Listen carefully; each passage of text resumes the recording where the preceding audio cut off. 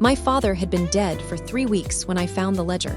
I was cleaning out his office, which is a task that falls to someone in every family after a death, and which had fallen to me partly because I was the one who lived closest and partly because I was the one who had always handled the practical things.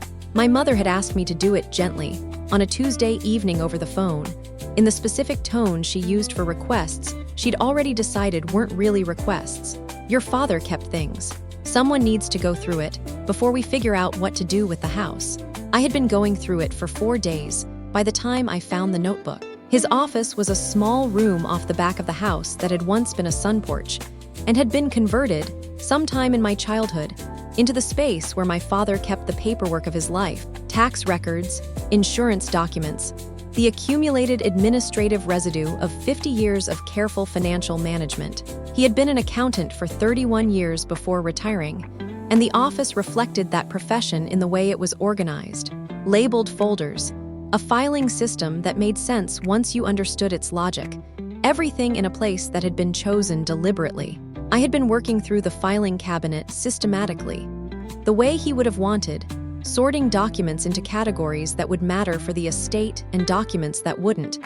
When I needed to move the cabinet itself to reach an outlet behind it that had stopped working years ago, and that I was trying to identify so I could tell the electrician what to look at. The cabinet was heavier than I expected.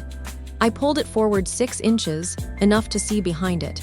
There was a notebook there, thick, black cover, the kind of bound ledger book that accountants of my father's generation used before everything moved to spreadsheets, the kind you could still buy at office supply stores if you knew to look for them.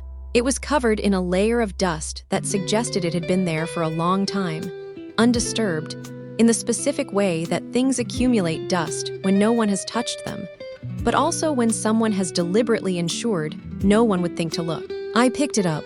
I sat down at my father's desk, in his chair, which still held the particular shape of him in a way that made sitting in it feel like an intrusion, and I opened the cover. The first page was dated 21 years earlier. It was a ledger, handwritten in my father's careful, accountant's print, organized by date with columns for amount, description, and a notation field that contained brief explanations in a shorthand I had to work to parse. I started reading. By the 3rd page, I noticed the pattern. By the 10th page, I started doing the math. By midnight, sitting alone in my dead father's office with a desk lamp casting the only light in the room, I was shaking. By sunrise, having read every page, having added every column, having understood finally what 21 years of careful, secret accounting had actually been documenting, I understood something that reorganized my entire understanding of my own life. My brother had not stolen from me once. In some isolated incident, I might have eventually discovered and processed and moved past. He had been stealing from me for 20 years, methodically, continuously, with my father's full knowledge, recorded in my father's own handwriting, hidden behind a filing cabinet, in an office I had been cleaning out with the simple, grieving intention of honoring a man I had loved. And the ledger told me something else, in its patient, accountant's precision, that took longer to fully absorb than the dollar figures themselves. Everyone had known. I need to tell you about Marcus and me, because the ledger doesn't make sense without understanding what our family had decided about the two of us, long before either of us was old enough to have any say in it. I am the older brother, 3 years older than Marcus, which put us close enough in age to be compared constantly, and far enough apart that the comparisons had time to calcify into something permanent before either of us understood what was happening. I was, from an early age, the kind of child who did what was expected of him. I did my homework without being told. I helped around the house. I got a job at 15 stocking shelves at a hardware store on weekends, not because we needed the money, but because I had decided, somewhere in my early adolescence, that earning things myself felt better than receiving them. A value system that I now understand was at least partly shaped by watching how differently things were given to Marcus. Marcus was charming. I want to be precise about what that word means in the context of my brother, because charm, properly understood, is not a character flaw. It's a genuine gift, the ability to make people feel good in your presence, and Marcus had it abundantly and used it constantly. Teachers liked him even when his work didn't merit it. Friends forgave him things they wouldn't have forgiven anyone else. Our parents, particularly our mother, responded to him with a warmth that had a different quality than the warmth they showed me. Not necessarily more love. I want to be fair, but more ease. Loving Marcus required less effort because Marcus made himself easy to love. I worked, he spent. I saved birthday money in an account my father had helped me open at 12. Marcus's birthday money disappeared within weeks on things he wanted in the moment and rarely remembered afterward. I solved problems quietly and without drama. The way I'd been taught was correct. Marcus created problems and then was rescued from them with a consistency that I noticed, even as a child, without understanding its full implications. We shared a room until I was 14. In a house that had only 2 bedrooms for the first decade of my life, before my parents added an addition. Marcus got the better side of the room, the side with the window that didn't face the neighbor's wall, because he had complained about the other side, and our mother had decided, without much deliberation, that accommodating Marcus's complaint was simpler than asking him to accept the assignment. This was the first version of a pattern that would repeat, in escalating forms, for the next 3 decades. When the family addition was finally built, Marcus got the larger of the 2 new rooms. I did not raise this as an issue at the time. I want to be honest about why. I had already absorbed, by 14, the basic operating principle of our household, which was that smoothing things over for Marcus was simply what happened, and that raising objections to it produced conversations that made me feel, somehow, like the unreasonable one for noticing. I joined my father's business, a regional accounting and financial consulting firm that he had built over 25 years. When I was 24, immediately after finishing my own accounting degree and a brief stint at a larger firm where I'd gone to get experience my father had insisted I needed before coming home. I worked hard. I want to say this without false modesty, because the facts of what I built at that firm matter to the rest of the story. I came in early. I took on the clients other people found difficult. I learned the parts of the business my father had never fully modernized. The technology side, the digital infrastructure that the firm needed to remain competitive as the industry changed around it. And I built that infrastructure largely on my own initiative over several years, in addition to my regular client work. By the time I was 30, I was effectively running the operational side of the business, while my father, moving gradually toward retirement, handled the relationships with the firm's longest-standing clients and the broader strategic decisions. Marcus joined the firm 2 years after I did, in a role that was never quite defined clearly, something in business development, a title that suggested responsibility without specifying what the responsibility actually consisted of. He was good with clients in social settings. He golfed with people my father wanted to keep happy. He attended industry events and made the kind of connections that look valuable on a business card. What he did not do, in any way I could measure across the years I worked alongside him, was generate revenue that justified his salary, or take on the unglamorous operational work that the firm actually required to function, or demonstrate the kind of consistent professional reliability that I had been demonstrating since I was 24. I noticed this. I did not, for many years, say much about it directly, because the firm was profitable and growing, and my father seemed satisfied. And the specific calculation I had learned to make about Marcus, that raising concerns about him produced more discomfort than the concerns themselves were worth, applied at work just as it had applied at home. What I did not know, during all those years of noticing and not saying much, was that the unevenness I could see on the surface was a small visible fraction of something much larger happening beneath it. The first time I noticed money missing, I was 31. It was a small discrepancy, a few $1,000s in a discretionary fund that I managed for office expenses and minor capital purchases, money that should have been accounted for in receipts and wasn't. I mentioned it to my father, expecting a straightforward conversation about reconciling the books. He told me he'd handle it. He did handle it, in the sense that the discrepancy disappeared from subsequent reports. I assumed, reasonably, that he had found the missing receipts or corrected a bookkeeping error. It happened again the following year. A larger amount this time, closer to $15,000, connected to a client retainer that had been collected, and that didn't appear, in full, in the corresponding revenue account. Again, my father told me he'd handle it. Again, it disappeared from the books in a way that resolved the visible problem without ever producing an explanation I could actually verify.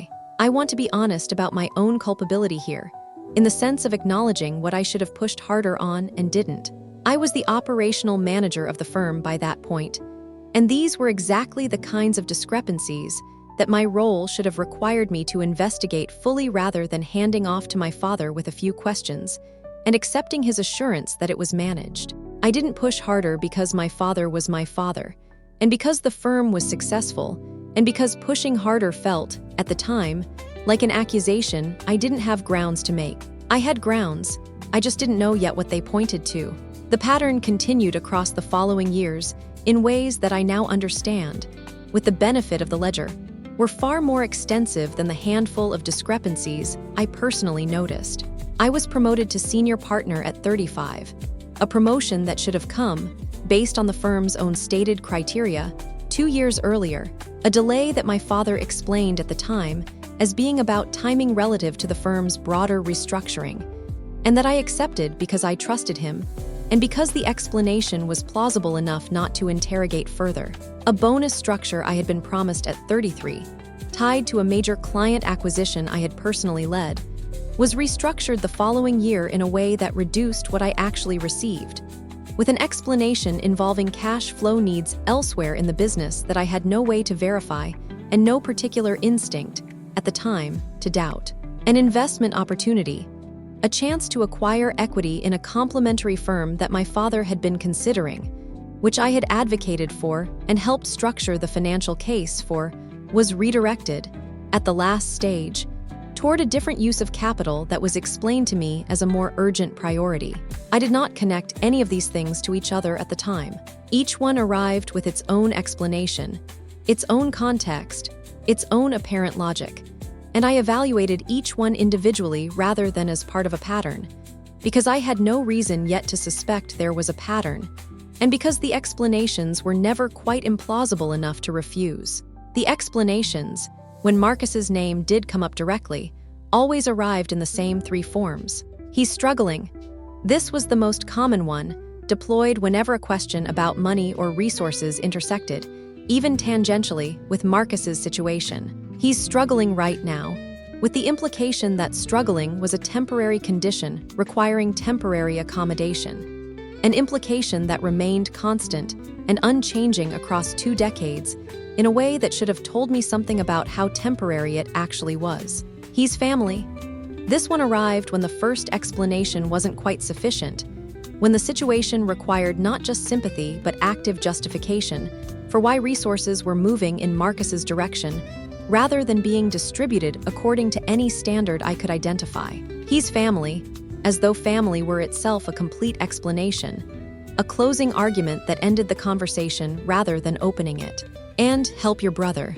This was the directive version, the one my mother used most often, delivered not as a request, but as a statement of moral obligation so foundational it didn't require justification. Help your brother, she would say, in a tone that made any hesitation on my part feel like the failure, like I was the one falling short of some basic family standard that should have required no explanation to understand.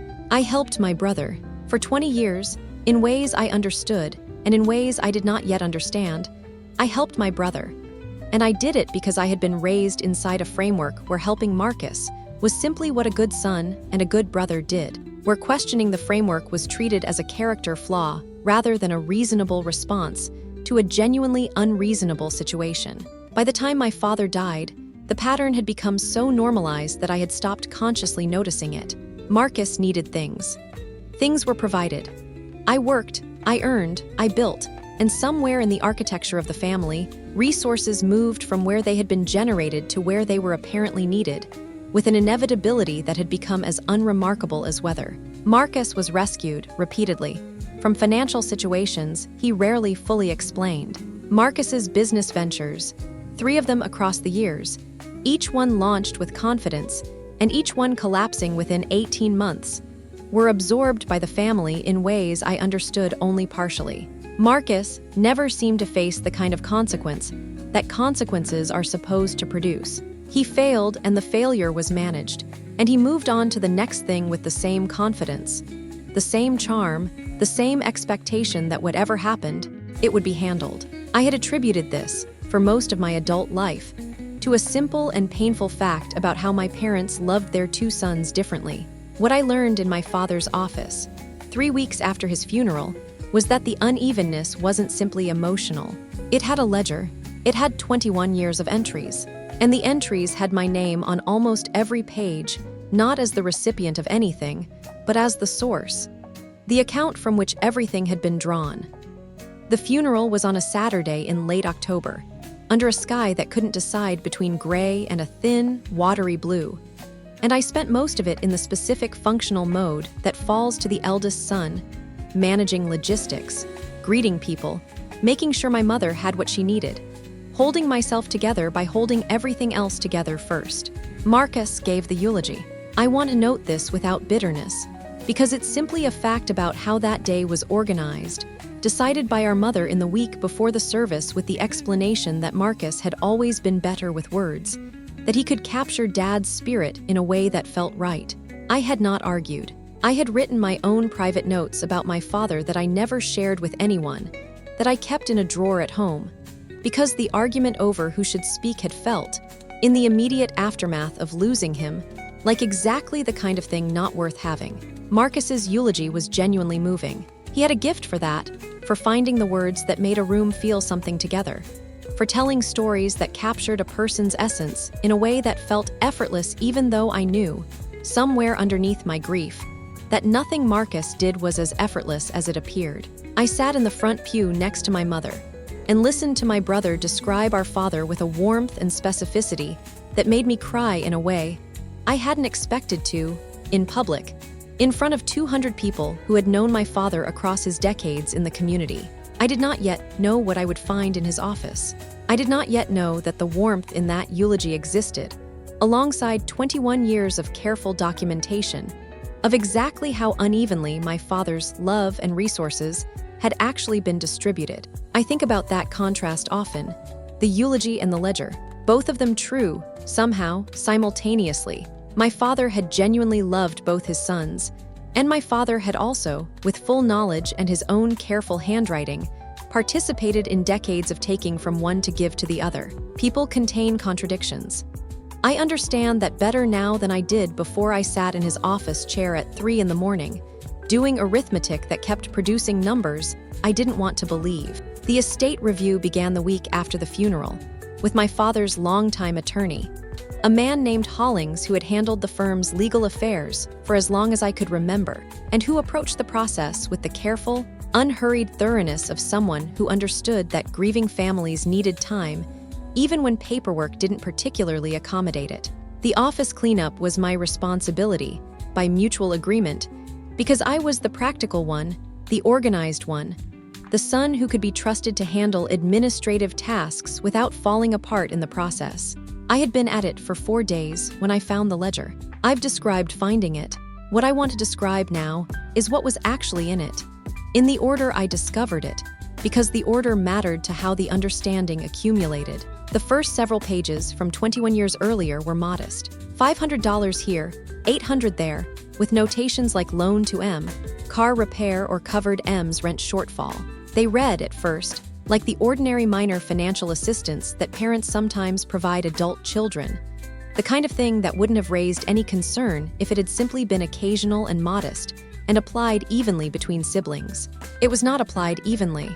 There was no corresponding column for me, no entries reading loan to D, no notations about resources flowing in the other direction. The ledger, from its first page, was a one-directional document, tracking money moving toward Marcus and never, not once across 21 years, moving the same way toward me. The amounts grew. By year 5, the entries had shifted from hundreds to thousands, business startup costs.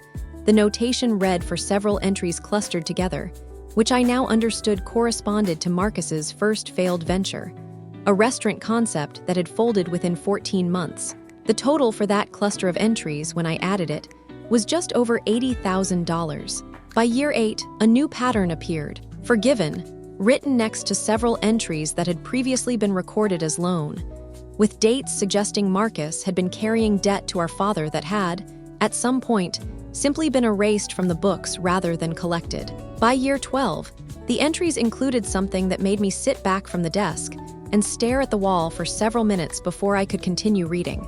A notation reading D's bonus, redirected, dated the same month I had been told my promised performance bonus was being restructured due to cash flow needs elsewhere in the business. My bonus had not been restructured due to cash flow needs. My bonus had been redirected to my brother. My father had taken money I had earned, that had been promised to me based on performance criteria I had met, and had given it to Marcus, and had recorded this transaction in his private ledger with the flat, accountant's precision of someone documenting an unremarkable business decision. I kept reading. By year 15, there was an entry connected to the investment opportunity I had advocated for, the equity stake in the complementary firm that had been redirected at the last stage toward a more urgent priority. The ledger's notation read, capital redirected, M's second venture, with an amount that matched almost exactly what I had calculated would have been required for the equity acquisition I had spent months building the case for. That opportunity had not gone to a more urgent business priority. It had gone to fund Marcus's second failed business. By year 18, after Marcus's third venture had also collapsed, the entries included a section that documented something I had never known existed, a series of payments my father had made over several years to creditors Marcus owed money to directly vendors, a former business partner, what appeared to be a settlement related to a contract dispute that I had never heard mentioned in the family at all. The total for that section alone was just under $200,000. I added every column in that ledger, across 21 years, twice, because I did not trust the first total enough to accept it without verification. Both times, the number was the same, $1.7 million, moved across 2 decades, from resources that should have been distributed according to some principle of fairness between 2 sons, entirely in one direction, toward Marcus, documented by my father in his own handwriting, hidden behind a filing cabinet in an office I had been cleaning out with love. The realization that followed the numbers took longer to fully process than the numbers themselves, because it required me to go back through 20 years of my own life and reinterpret events I had filed. At the time, under categories like bad luck or business circumstances, or just how things worked out. My delayed promotion at 33. The ledger had an entry, dated the relevant period, connected to a payment that matched almost exactly what would have been required to cover Marcus's living expenses during an extended period of unemployment between his first and second ventures. An entry that coincided suspiciously with the restructuring my father had cited as the reason my promotion was delayed by 2 years. I went back to my own records, performance reviews I had saved, emails about timeline that I'd kept in old archived folders, and reconstructed a timeline that matched the ledger's timeline with an exactness that left no room for the coincidence I would have preferred to find instead. The investment opportunity, the bonus restructuring, a dozen smaller decisions across the years that I had each accepted individually, because each one had arrived with its own plausible explanation. They assembled, against the ledger's record, into a single continuous pattern that had been running underneath my entire adult life without my knowledge. Every setback I had attributed to circumstance had, in fact, been a transfer. Every disappointment I had processed as simply how business sometimes goes had been a documented decision, made by my father, to take something that had been generated by my work and give it to my brother instead. I sat with this for the better part of 2 days before I did anything else. I did not yet confront anyone. I wanted, first, to understand completely what I was looking at, because I had learned, across 20 years of accepting individual explanations without examining the pattern, the cost of acting on incomplete information. This time, I wanted complete information before I did anything at all. The conversations with relatives happened gradually, over the following 2 weeks, in the ordinary social contexts that follow a death, phone calls checking in, a visit from my aunt, who had come to help my mother sort through some of my father's clothes, the kind of casual contact that families maintain in the aftermath of loss. I did not announce what I'd found. I asked careful, oblique questions instead, testing the waters of what people already knew before deciding how much to reveal of what I now knew. My aunt, my father's younger sister, A woman named Patricia, who had always been close to him, was the first to slip. We were sitting in my mother's kitchen, going through a box of my father's old sweaters that my mother wanted to donate, and I asked, carefully, whether she'd ever noticed anything unusual about how my father handled money within the family. She was quiet for a moment. Then she said, "Your father worried about Marcus. He always worried more about Marcus." "Worried how?" I said. "He used to say Marcus didn't have your discipline. That if something wasn't done to help him along, he'd end up in real trouble." She folded a sweater carefully. "He never said exactly what he was doing, but I think we all understood, in a general way, that there was an arrangement, that your father was making sure Marcus was taken care of." "Did you know it came from me?" I said. "That the resources that went to Marcus were resources that should have come to me?" She looked at me with an expression that was, for the first time in the conversation, genuinely uncomfortable. "I think," she said slowly, "that everyone understood, in a way nobody discussed directly, that you were the one who could absorb it, that you were stable enough, successful enough, that losing some of what should have been yours wouldn't actually hurt you the way it would have hurt Marcus to face real consequences." I sat with that sentence. You were stable enough to absorb it. I had been in the family's unspoken calculation, the resource.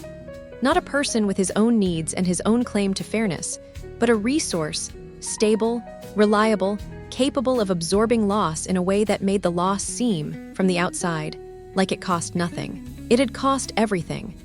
It had simply cost it quietly, in a currency that didn't show up as visible distress, because I had been raised to absorb things quietly. And the family had relied on exactly that capacity to make the unfairness sustainable for 2 decades. "Everyone understood this," I said, not quite a question. Patricia looked at her hands. "I think most of us did," she said. "In our own way, nobody discussed it directly. It was more like something everyone could see if they looked, and nobody looked too closely, because looking closely would have required someone to say something, and saying something felt like it would break the family apart. So instead you let it break me instead," I said, quietly, where no one had to look at it. She didn't have an answer for that. I don't think there was one. My mother was the harder conversation, and I scheduled it deliberately, 2 weeks after finding the ledger. Once I had assembled everything I needed and had decided exactly how I wanted to present it. We sat at her kitchen table, the same table where, decades earlier, decisions about which son got the better side of a shared bedroom had presumably also been made, quietly, without my input or awareness. I put the ledger on the table. She looked at it for a long moment before she said anything. "You found it," she said. Not a question. A statement of fact, delivered with a kind of resignation that told me she had known, on some level, that this conversation was eventually coming. 21 years, I said. $1.7 million. Every entry in Dad's own handwriting. She didn't deny it. I want to note that, because it was different from how I'd imagined this conversation going. I had braced myself for denial, for the work of proving something to someone determined not to believe it. What I got instead was something quieter, and in some ways more painful. Immediate, complete acknowledgement, offered without much resistance, as though she had been carrying the weight of this secret long enough that having it finally surface produced something closer to relief than fear. "He needed help," she said. "Marcus needed help over and over, and your father and I made a decision a long time ago about how we were going to provide it. By taking from me," I said. "By relying on the fact that you were strong enough to be okay regardless," she said. "You were always the strong one, James, the capable one. We knew you would be fine. We knew you would build a good life no matter what, because that's who you are. And Marcus needed more help to get to the same place. And we made the decision that the family had the resources to provide that help. And the resources, in practice, were me," I said. "The resources were me." She looked at the ledger on the table between us. "I know how that sounds," she said. "I'm not asking how it sounds," I said. "I'm asking you to explain how you justified it. For 21 years, while I worked. While I built that firm with him. While my bonuses disappeared and my promotion was delayed and an investment I'd spent months developing got quietly redirected. While all of that was happening to me, I need to understand what you told yourself that made it acceptable." She was quiet for a long moment. "We told ourselves you would be okay," she said finally. "And you were, you are, you have a good life, James. A successful career, a family of your own, financial security. Everything we hoped you'd have. That's not an answer, I said. That's a description of the outcome you got lucky enough to receive, because I happened to be capable enough to build a good life despite what you were doing to me, not because of any fairness in how you treated me. She didn't argue with that. We were trying to keep everyone afloat, she said. Marcus included. You have to understand the alternative. If we hadn't helped him, where would he have ended up? We were trying to hold this family together. I looked at her for a long moment. No, I said. You weren't holding the family together. You were keeping him comfortable. Those aren't the same thing, and I need you to understand the difference, because I've spent 20 years believing the first version, and the ledger tells me it was always the second one. She didn't respond to that. I don't think she had a response that would have survived the ledger sitting between us on the table.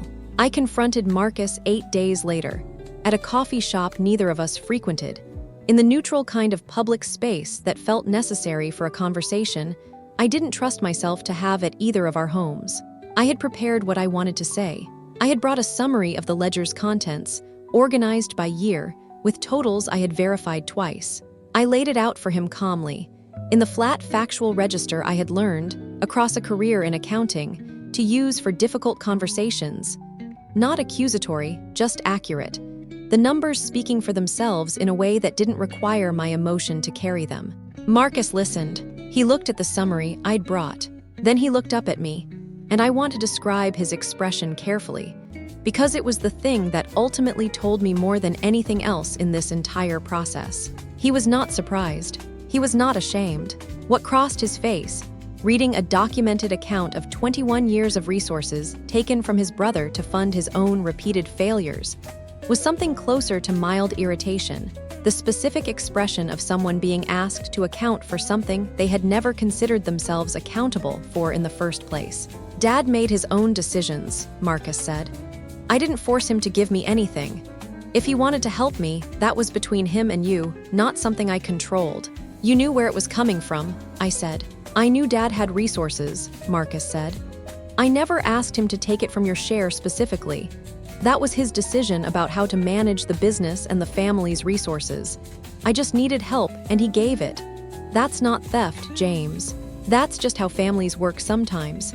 I sat across from my brother and looked at a man who had just been shown, in precise documented detail, that he had absorbed nearly $2 million that should have belonged to me, and who felt, as far as I could determine from his expression and his words, absolutely nothing about it. No guilt. No discomfort, no flicker of the recognition that I had spent the past 3 weeks drowning in. You don't think you owe me anything, I said. Not quite a question. Marcus looked at me with an expression that had, by then, shifted into something almost like genuine confusion, as though I were the one failing to understand something obvious. What would I even owe you? He said. I didn't take anything from you directly. I just took what was offered. I sat with that sentence for a long moment. I had walked into that coffee shop with some flickering hope.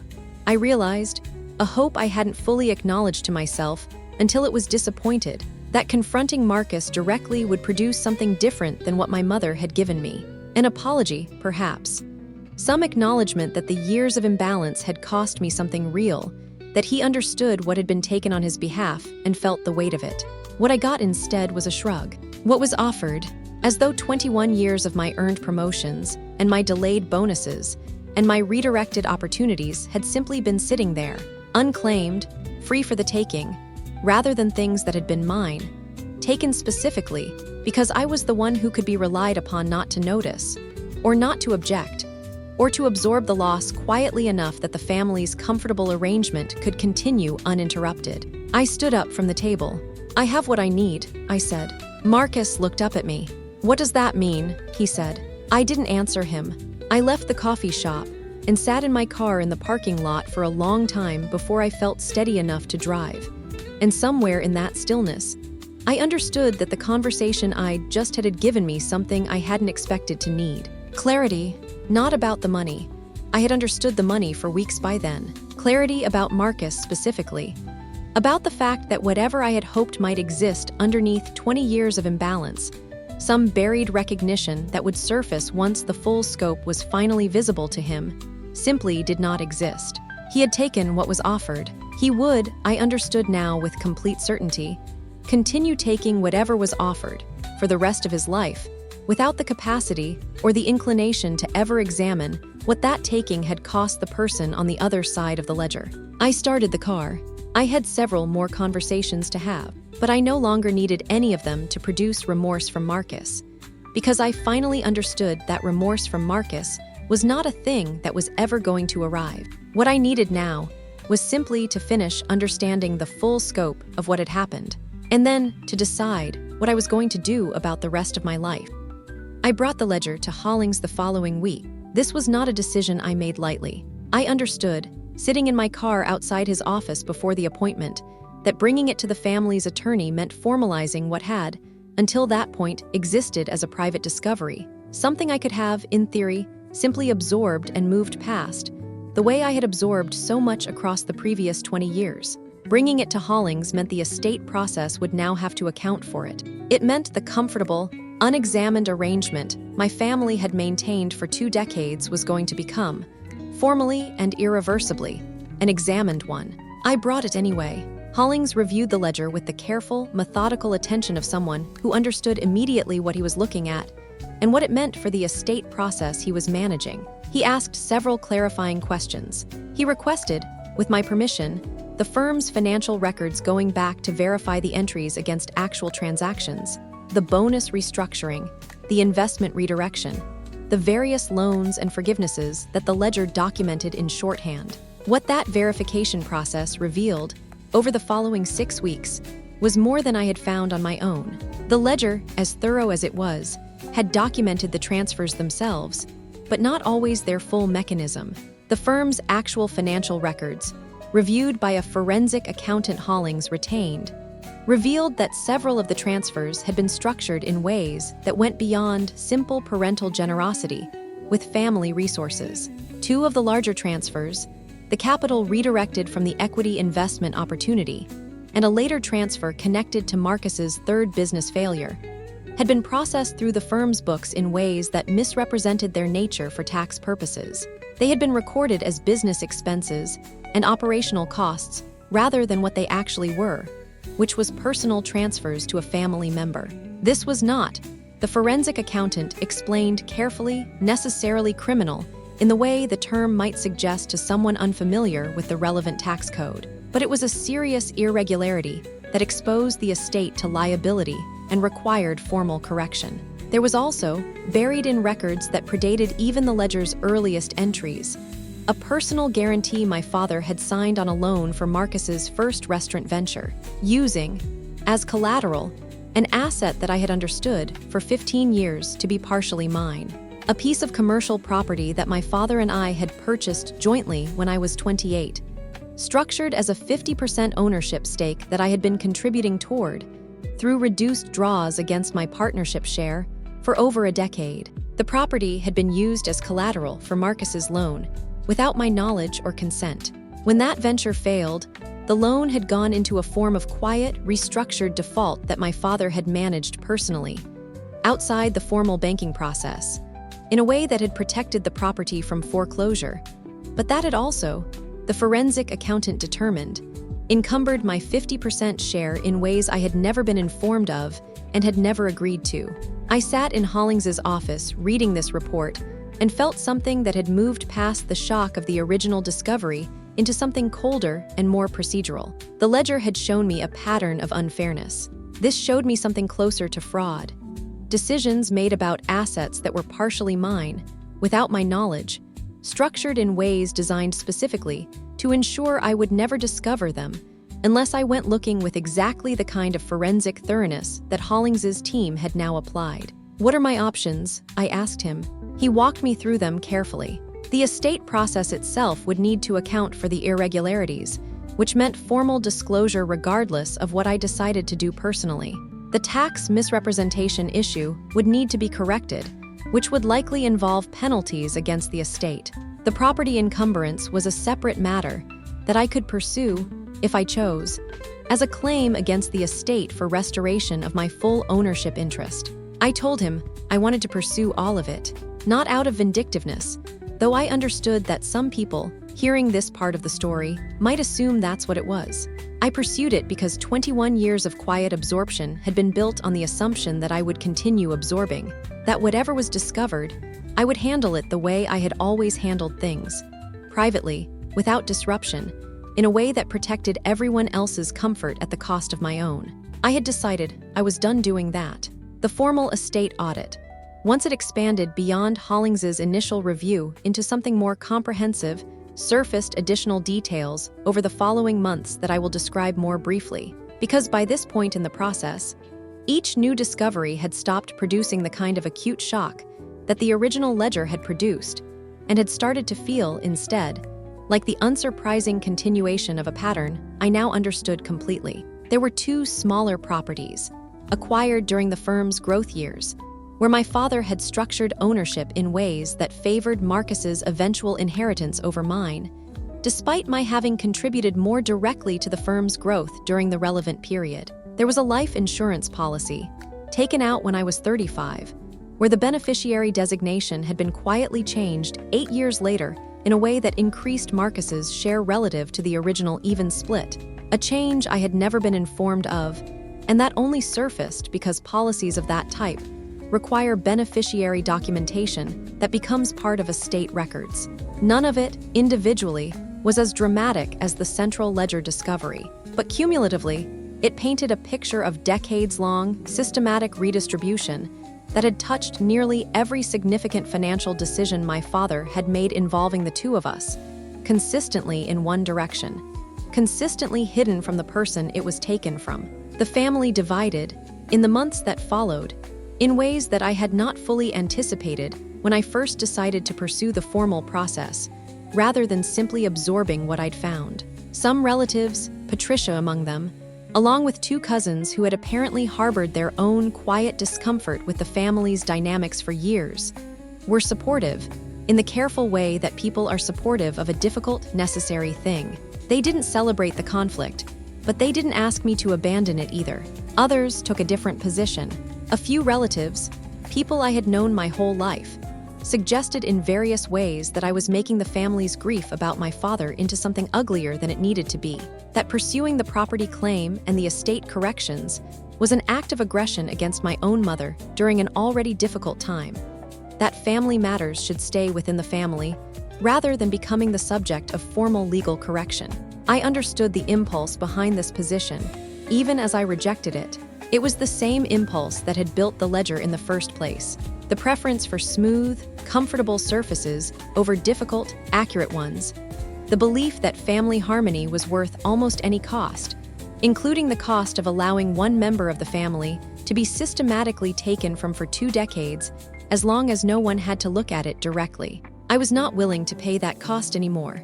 My final conversation with my mother happened 4 months after I found the ledger, after the formal estate process had largely run its course, and the property claim had been resolved in my favor, restoring my full ownership interest with terms that Hollings described as a fair and well-documented correction. We met again at her kitchen table.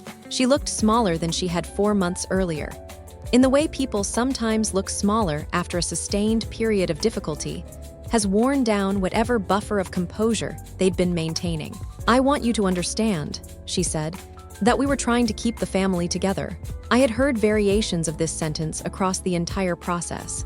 I had given myself time, across those months, to think about how I wanted to respond to it, because I understood it was likely to be the final, defining justification she would offer, the sentence she would want to leave as her explanation for 2 decades of decisions.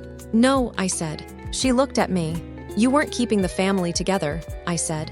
"You were keeping him comfortable.